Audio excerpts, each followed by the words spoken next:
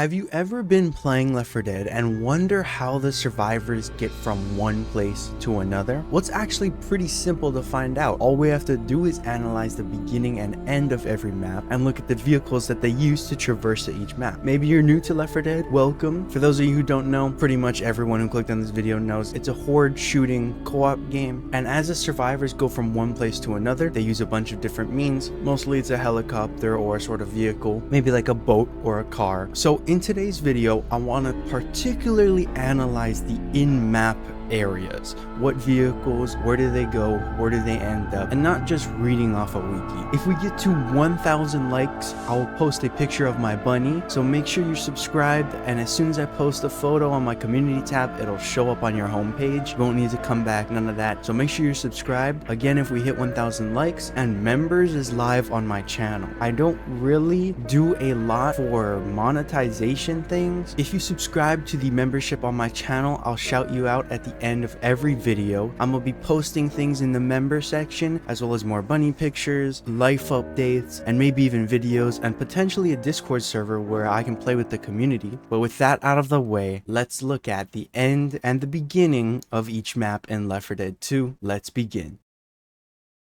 So starting at the very beginning, how do the survivors get to No Mercy? In the intro cutscene, we see them walking around the city of No Mercy, and as they're walking around, they trigger a horde, either meet a tank, but whatever it is, it causes them to run into the back alleys between the apartments. Lewis notices a ladder as they're getting chased. They all subsequently climb up that ladder, get onto the top before Zoe almost falls, but fortunately, Francis catches her, and the tank falls to their death, and that's where we begin here at the start of No Mercy. However, there are a few discrepancies. If you take the time to look, they land on a platform at the end of the cinematic where they help Zoe up. However, if you take a look on this upper part of this apartment here up on the roof, there is no place for them to sit. It's blocked here by this window. Supposedly right here in this corner is where they would sit, that little plate thing. However, like I just mentioned, it's not here. There's another discrepancy. For example, at where the ladder's supposed to be, it's not there. There's supposed to be a hole in the wall where the tank smashes and then ends up grabbing a rock. And all these assets we don't actually see in the trailer, and this entire alley is extremely dark. That rubble there is supposedly where the stairs fell down. However, all those discrepancies are kind of a bit understandable. I mean, they probably made the trailer and then made the map, or it might be the other way around. Source does it differently. I think it's interesting to take a look and point out. So as the survivors make their way through No Mercy, they go down underground, they hit a subway, they go to a generator room, they pass by a gas station, eventually making their way to a hospital. As the survivors come out of the beginning room, they make their way through the under part of the roof, eventually making it to the top and calling the helicopter. So when the survivors make their way to the rooftop, they stumble upon a radio and they're able to talk to the pilot. So the chopper says they're 15 minutes out, and the survivors make this stand on top of the rooftop, defending their position. So that's what the survivors do. Once the survivors hold out long enough, the helicopter arrives and picks them up. Now this is important because, as we all know, this is the end of the map, so this vehicle in particular is what we need to link the next map. For a very long time, the next map was Death Toll. There was nothing in between. However, with the addition of Crash Course a couple months or a year later, we know what connects both No Mercy and Death Toll.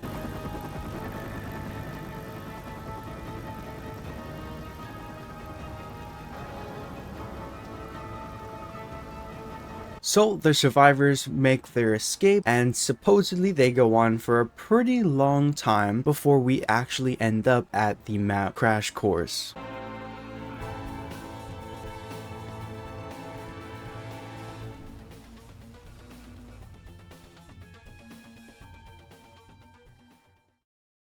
So the next map the survivors end up at is Crash Course. And from dialogue, we actually find out that Zoe is the one who kills the pilot because he turned into a zombie. Crash Course was added after all the Left 4 Dead 1 maps came out. However, it takes place between No Mercy and Death Toll. And this is important because for a long time we didn't know how the survivors made it off this helicopter and to death toll, but now we do. Now this is pretty obvious. I really like this detail because it tells you this is exactly what happened. Here you are, here's your mission. I like how straightforward and to the point it is. If we analyze this helicopter, you can indeed see that this is the exact News 5 chopper that they used to escape No Mercy. So as the survivors make their way through the first map and second map, they make their way to a junkyard and stumble upon another vehicle. This vehicle is very important because we're gonna see it at the beginning of Death Toll. So the survivors start up the generator and they prepare to defend. And once the survivors successfully defend this area, the truck then lowers and they're able to get in the truck and successfully extract from the map.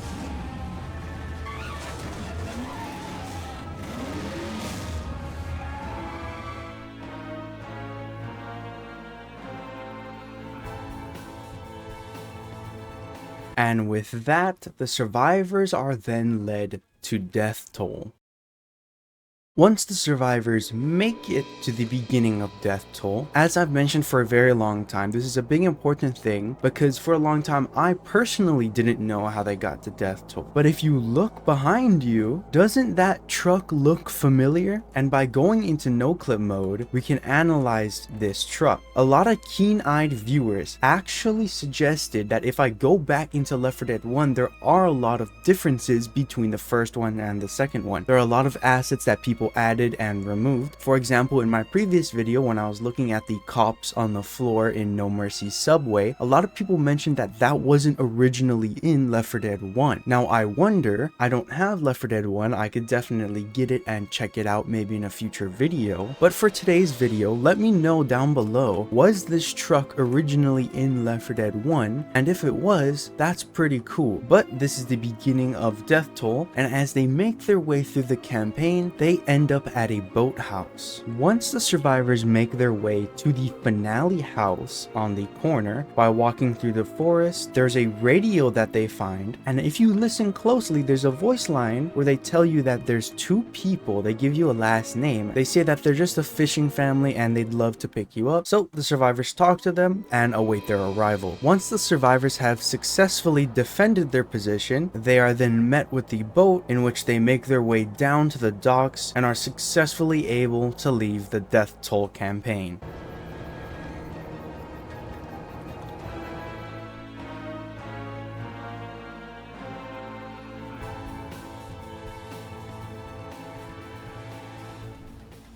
And with that, they successfully escape, leading them to dead air. Like I mentioned, the next map they find their way to is Dead Air. Now, as we analyze the beginning of this map, this is where you start. There is no clear begin point from the end of the map. What is the off-camera sort of out-of-eye movement that the survivors make to get themselves here? The part that I'm going to show you is pretty much speculation, but some people on a very early video of mine mentioned that you can actually find the boat from Death Toll here, but that might not make sense for reasons I'll explain in a bit. If you no-clip out of the map, you can actually find this shipping vessel here that's very close to the greenhouse. You can see the greenhouse is right here on top of this rooftop, and down here is this shipping vessel. However, if you compare the shipping vessel to the ship at the end of Death Toll, they aren't the same exact ship. However, a lot of people believe that there was supposed to be a map in between both Death Toll and Dead Air, so this is kind of what connects it in universe, but not really what they had game design wise. If you guys have any theories or differing opinions about how they got from Death Toll to Dead Air, let me know down in the comments below. I'd love to hear your theories. But as the survivors fight their way through the Dead Air campaign, they go into a crane yard, they go through a construction yard, eventually making their way to an airport where they find a huge AC-130 and they talk to the pilot, they fill it up, and they successfully extract. So let's teleport to there now. Right as the survivors stumble out of the finale safe room, they are met with a huge giant crashing plane. Making their way from that plane crash, and they refuel his AC-130, and in return, they fly him out.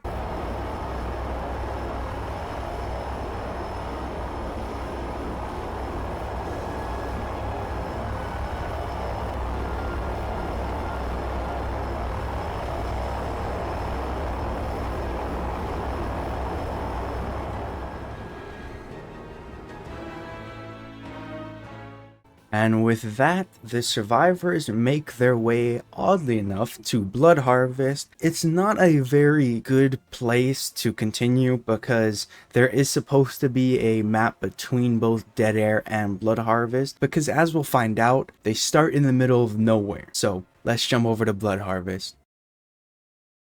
So as we make our way over to Blood Harvest, there's a couple big questions that I have that I think everyone has if they're not a really in-depth looker into the lore of Left 4 Dead 2. Now, the first big one is the fact that we just saw them leave in a giant military AC-130. Now, where is that AC-130? Because we start off in a camp with some sleeping bags and a fire, it doesn't look to me like there's any AC-130. By looking online, the Google AI wasn't very helpful, but scouring through some Reddit posts, I see people saying that there was a cut campaign between Dead Air and Blood Harvest that would connect them in that way. However, if you want to do a in-story with a canon explanation, the most realistic option is that the plane probably crashed somewhere in the forest nearby. The survivors survived, went through the forest, and made camp here, where they would then go on to start the Blood Harvest campaign. Going into no clip mode, you can't really find a plane. I mean, you could argue that maybe it was like down here or something, but there's no physical asset that would lead you to come to that explanation naturally, so we kind of have to just infer here. But I think if Left 4 Dead 2 were to ever get remastered, adding a plane right here or like in the woods nearby or like off in the distance would be really cool. They make their way through the forest, eventually going through a train yard, making their way to a train station with a bridge, knocking down the bridge, heading by the train tracks some more, and eventually making it to the military outpost. So let's go to the final mission. Once the survivors make it to the final chapter in Blood Harvest, they enter this train car which has been jammed at the end of this bridge. As they leave the train car, they continue to follow the train tracks and they climb up a train, which eventually leads them to a cornfield and subsequently the military outpost. Inside the military outpost, you can find a radio which will start the evacuation event, but you can also see that there are a bunch of dead military bodies, along with a bunch of maps that you can look at, seeing an entire peninsula overrun, along with some northern regions, and eventually a safe zone north. So that's supposedly where the Left 4 Dead survivors are going to be heading to. Once the players have gotten ready, they prepare for the incoming doom, and once that's over, we'll resume with the finale. So once the survivors survive long enough for the truck to arrive, the military comes, and this is the few times that the military actually helps.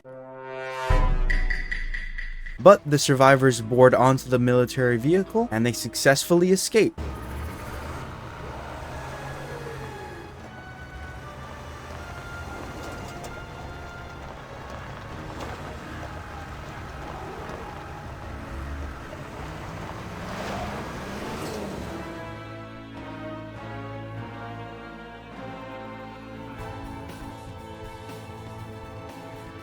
We'll talk about the last stand later, but for now, let's head over to the Sacrifice campaign and check it out.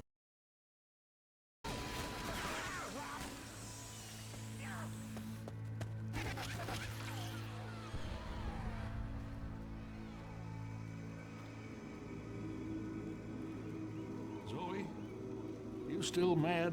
Those people still dead?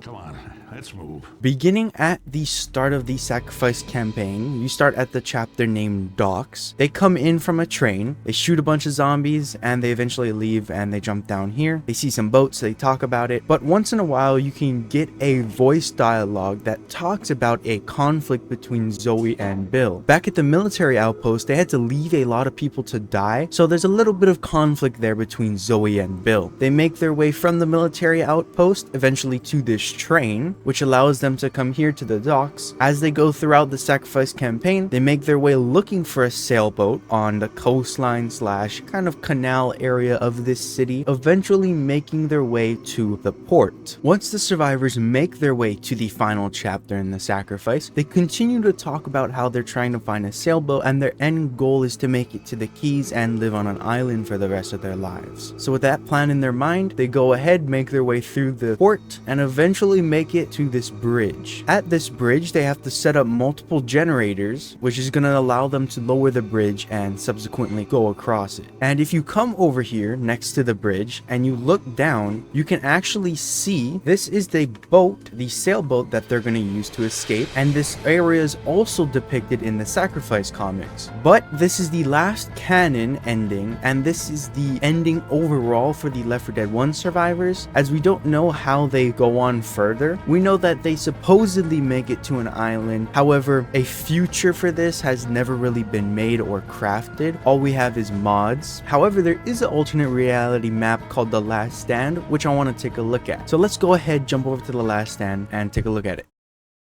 For the next area, I bring you to the last map in Death Toll. And for those of you who remember, the title of this video is how do each of the maps connect. To understand The Last Stand, you have to come to Death Toll, because as I mentioned, it's an alternate reality / alternate route version of this map. Both The Last Stand and Death Toll end in the same boat sequence. So they're similar in that they both end the same way and they meet up back at the next map. However, how they get there is different, right? So instead of going the main path, right as you come out of the safe room, you go through this little town complex area. If you come to this open area, you're supposed to go down there. However, if you turn around and you come to the right, there's this road that leads off into the distance. If you come over to this road, you can see this car, but the survivors use this truck and they drive forward, drive forward, drive forward until they eventually go to the beginning of The Last Stand. So let's head over to The Last Stand.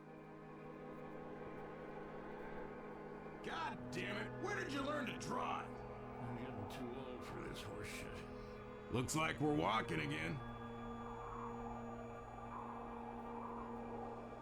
With the knowledge I just showed you previously that this car is from Death Toll, the survivors use this car. Oddly enough, there's a dead guy in here, and it seems that they come through this road. Either they opened up this gate or they closed it behind them, but somehow they get the car here. Either they run out of gas or this sign stopped them, unfortunately, but they have to get out of their car, take their resources, and begin the junkyard map. The Last Stand is only a 2-map campaign. However, the first one is super long and really hard on expert mode, so it's pretty challenging. As the survivors make their way through the junkyard, they eventually make it to a dock area with a lighthouse, and let's go to that map now. So as the survivors make their way through the map, they make it to the last map right here, which I just mentioned. This is a lighthouse. They leave the safe room, they continue through here, eventually going through an outpost and eventually leading to said lighthouse. So once the survivors make their way to the lighthouse, you can come down here in the generator room and start up the finale.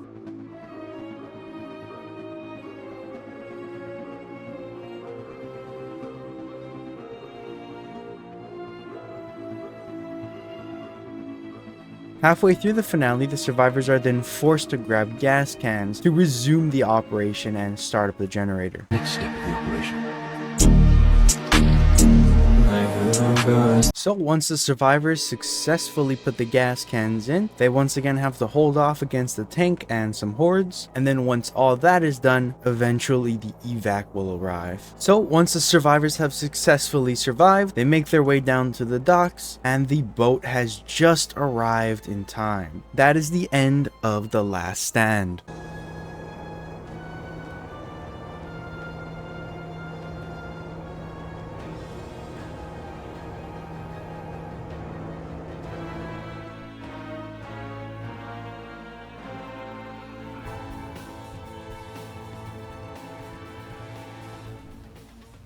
So with all the Left 4 Dead 1 maps out of the way, let's take an overall look, a sort of conclusion at the maps as a whole. How do they get from each one? Alternate quote-unquote endings. So let's go ahead and do that now.